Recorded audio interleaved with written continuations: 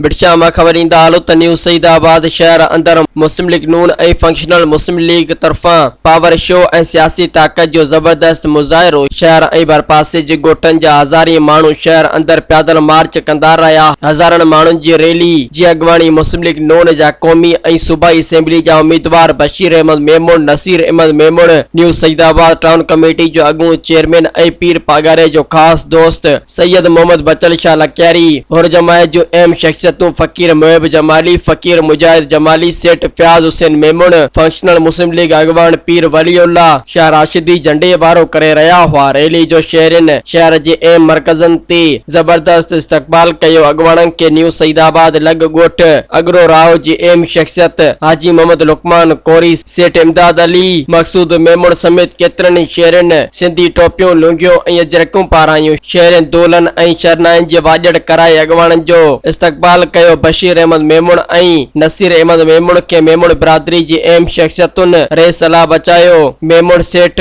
मौलाना मोहम्मद रहीम मेमून, सेठ वरियाम मेमून ऐं सेठ दोदो मेमून तरफ़ां सोना ताज पाराया विया। बेग अल हबीब वटि सेठ फयाज़ अहमद मेमून ऐं सेठ इमदाद उर्फ सेठ दाद मेमून तरफ़ां संदन कामयाबी लाइ 2 सफ़ेद बकरनि जी कुर्बानी ॾिनी वई। मज़ीद ख़बरनि ऐं तफ़सीलात लाइ विज़िट कयो असांजी वेबसाइट www.awamiNewsHD.com ऐं ॾिसंदा रहो अवामी न्यूज़ HD।